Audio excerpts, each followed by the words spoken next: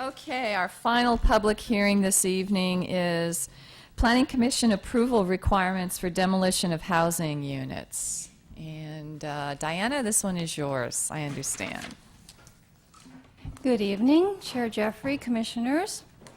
This item includes an amendment to Section 8109 of the Building Chapter and addition of Article 65 to the Planning and Zoning Chapter of the Municipal Code, requiring Planning Commission approval to demolish a residential structure in conjunction with approval of a replacement structure, and an amendment to Section 9484.2, which we have a corrected sheet because we had the section number wrong in the resolution. An amendment to that section requiring design review for new single-family dwellings. Council adopted an interim ordinance requiring council approval for demolition of a residential structure in 2004 and extended it for a year and on August 15th of last year.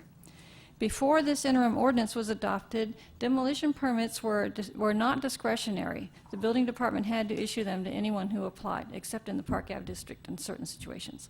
There are 3 reasons to require discretionary approval to demolish residential buildings: loss of unrestricted de facto low-cost housing, loss of housing units in general, and incompatibility of replacement projects or vacant lots with the surrounding neighborhoods.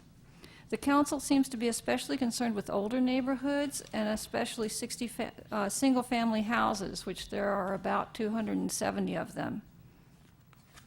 So about affordability, although income-restricted housing that's demolished has to be replaced, it's hard to require replacement of housing units that people are paying low rents, but there's nothing official about them. Of course, any project with 30 units or more has to have 20% moderate income units, but beyond that, all we can say is staff might be able to work with developers to replace inexpensive housing. So there's not much we can do in the ordinance about that. About general loss of units, the ordinance would require construction of at least as many units as are demolished, on-site or elsewhere in the city, so they could still change use as long as they build other units somewhere. And about compatibility with the neighborhood, to prevent replacement with an incompatible building and to prevent speculation in vacant lots, the ordinance would require planning approval of the replacement structure, completion of working drawings to the point where a building permit is ready to be issued, and execution of a construction contract before a demolition permit can be issued. So they have to be ready to go with the new building. And as researched by our planning intern, Robert McCracken, other cities have similar ordinances. For example, in Berkeley, the Zoning Adjustment Board has defined that the building is hazardous or irreparably damaged, or demolition is necessary for construction of at least as many units as exist on the site, and demolition won't be detrimental to the area or to the city's housing needs. So this ordinance is pretty similar to that. This ordinance would designate the Planning Commission as the approval body for demolition of residential structures in conjunction with approval for the replacement structures. The Commission's decisions can be appealed to the City Council, and of course, if the project requires legislative changes like a planned unit development or rezoning, then it would go to the Council.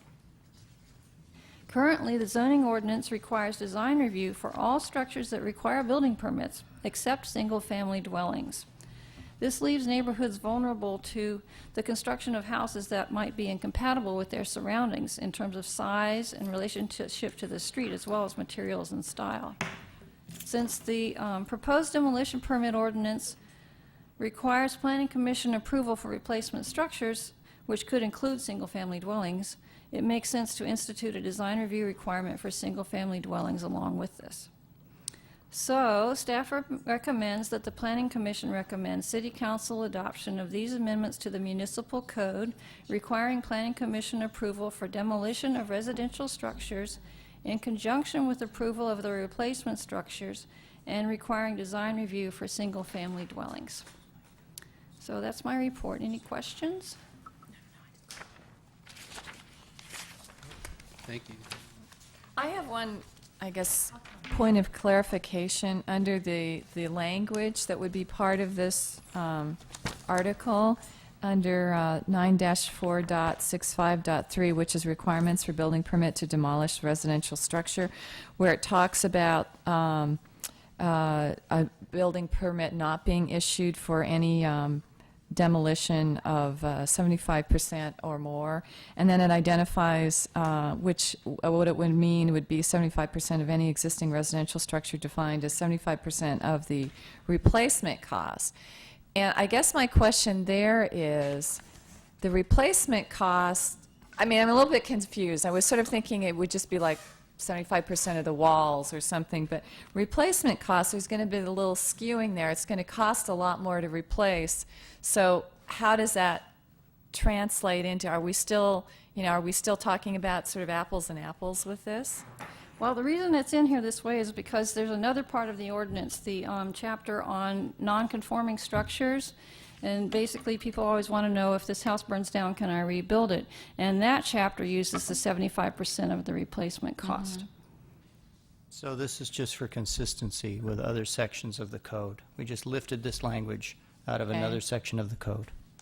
And I should say, in that section, and I think it would apply here too, the replacement cost is determined by the building official. The intent here was so that demolition is defined as the removal or destruction or whatever of all or part of a structure.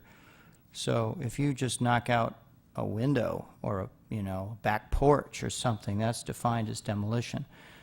We didn't think it was reasonable for someone to have to come to the commission for approval if they want to, say, demolish a room of the house and then build a small addition.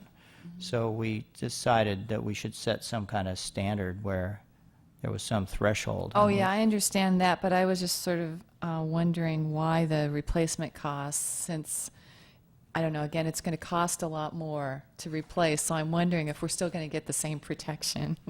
It strikes me as odd that you have to get a full building permit and a construction contract prior to demolition permit being issued. That was something that the city attorney's office requested, and I think what they're trying to avoid is people demolishing a structure and then just neglecting the lot and not doing anything with it for a while. Well, that seems reasonable to me. We haven't had that issue in Emeryville too much, I don't think, but we used to have it in Oakland a lot. Okay, well, that's all the questions I had. In fact, in Oakland, I believe under their demolition ordinance, you can't get a demolition permit until you have a building permit for the replacement structure. What that tends to do is keep substandard housing in existence. And a lot of these properties in Emeryville are very old, and they just continue to stay the way they are.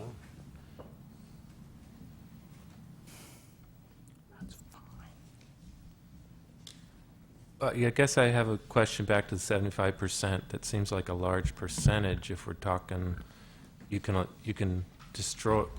demolish up to 75% of the estimated cost.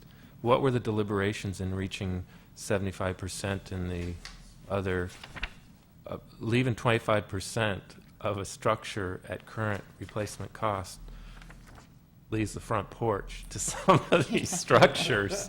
So I'm just wondering what the discussion was, or if you recall the discussion around setting that 75% threshold. As I said, we just took it out of the existing section on nonconforming uses. It says, where nonconforming use status applies to a structure and land, and blah, blah, blah, removal or construction or destruction, and then it says damage to an extent of more than 75% of the replacement cost of the structure immediately prior to its destruction. That's repeated in a couple of places.